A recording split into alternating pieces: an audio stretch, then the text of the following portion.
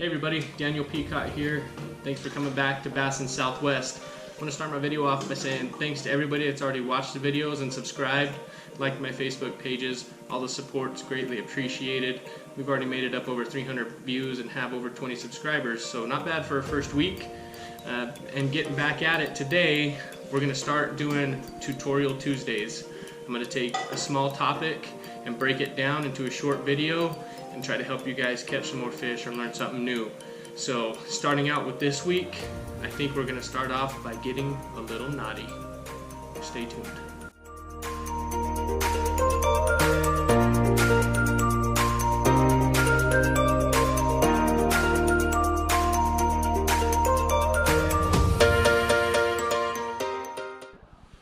Okay guys, we're getting knotty here this afternoon, and more specifically we're talking knots between braid to a fluorocarbon or monofilament leader.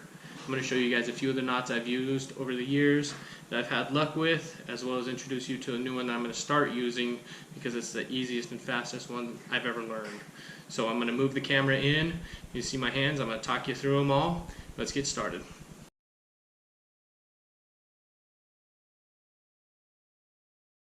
Okay guys, we got the camera adjusted here and we're going to start tying some knots. The first knot I'm going to show you is the one that I actually use on a day-to-day. It's called the J knot. I chose this knot because it was one of the strongest, right behind the modified Albright for strength in knot wars a few years back with North American Fishing or something like that. So it was a lot easier to tie for me, so it was the one I chose. And what we're going to do, we're going to take our leader material and our main line, and we're going to go in opposing directions. Okay, we're going to give ourselves enough room here, a little bit on each, and then we're going to pinch right up here by the tag of the mono. Okay, and all we're going to do here is we're going to make a normal granny knot. Go here and pull it all the way through. That whole leader material's got to come through, like so. Okay, now we're going to repeat this 3 more times in an alternating weaving fashion. So we came in and around this way. Now the next one, we're going to pinch it and we're going to go down and around the other direction.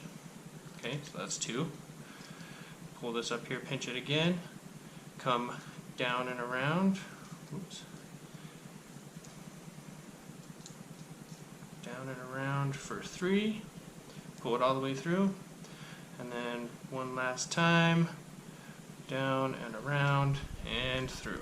Okay, so we've done that 4 times, and this is kind of what you end up with. And then all you do is pull all 4 lines, tags and mains, all together until you start getting your knot formed. Once you get to about that point, you wet it with some spit, and see how I've got kind of a braid loop there? I'm going to go braid to braid and just pull that loop down a little. Okay. Okay, so I got that braid loop pulled down a little, and then I'm going to pull on my main lines to cinch this up tight. Okay. As we can see here, it's a good knot, very small. It's very strong because it's all interweaved with all the lines and what have you. And this knot has done me well for many years. And it's not too hard to tie, but it's still not the easiest, and it is definitely one of the strongest. So we'll clip our tag ends here and be finished. And I normally have the leader line will break far before this knot. I very rarely have a knot failure when I do this, and if I do, more than likely it's my fault for the way that I tied it. So that's the J knot. Learn it, super strong. You won't be disappointed.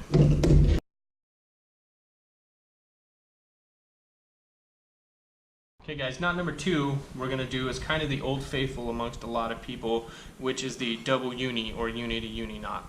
And it starts out the same way as the J knot. You go in opposing ends with your tags, give yourself a lot of room, and you pinch it somewhere here in the middle.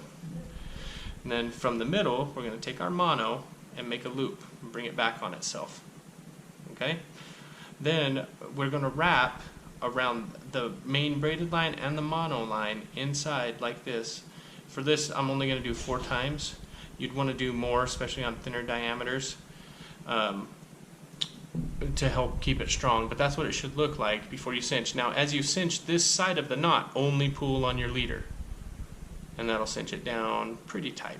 Okay, so now all you're going to do is repeat the same process with the braid. Bring the braid back to the middle like that, and then you're going to go through 4 times, wrapping around both the mono and the braid. 1, 2, we're just going to go 3 being this is a demonstration, but there we go again. We're going to pull just on the braid and cinch that down a little. Now once we got both these knots relatively tight, what we're going to do is pull them together by pulling on the main lines till they touch. Slobber them up. Okay, give the tags another kind of pull and cinch the main lines down. That mono kinked up a little bit. Okay, so there we go. Trim these tags off. This is a very small knot. It comes through the guides real easy. It's not the strongest. I have had a few failures with this. It takes a little more retying every now and then, a little more maintenance, but it does work, and it will work well as long as you stay diligent on keeping it freshly tied. So that's the uni to uni or double uni knot.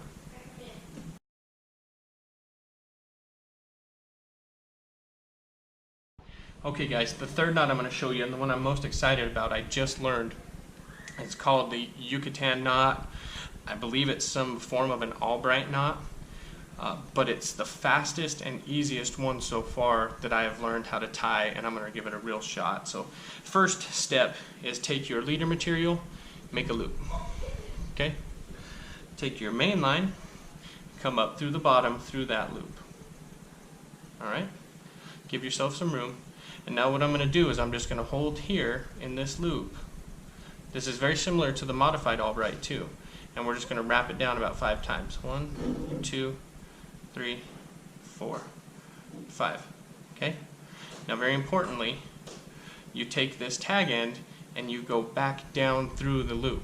We went up on the beginning. Now we're going to take that and go down through the top. Okay, very important. If you don't do that step, this will not seat right. And we begin to slowly pull. And you see how easy this knot starts to come together. Pull all 4 tags, wet it, pull them all, and then cinch with your main lines. And as you can see, that is a very fast, easy knot. And I'm still learning it, learning how to tie it, and I still finish that faster than either of the other 2. So there we go, the Yucatan slash modified, a version of a modified Albright right there. Super small, super thin to go through the guides, and I'm sure it's going to be plenty strong. So those are 3 knots I wanted to show you guys today. The reason you want to go from braid to leader, bring you guys back up here to look at me. Hey, how's everyone? There's big advantages going from a braided line to a leader line.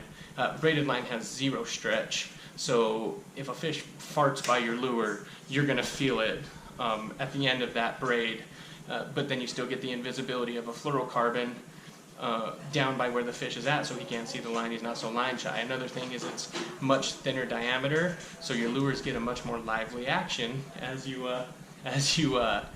are working your bait.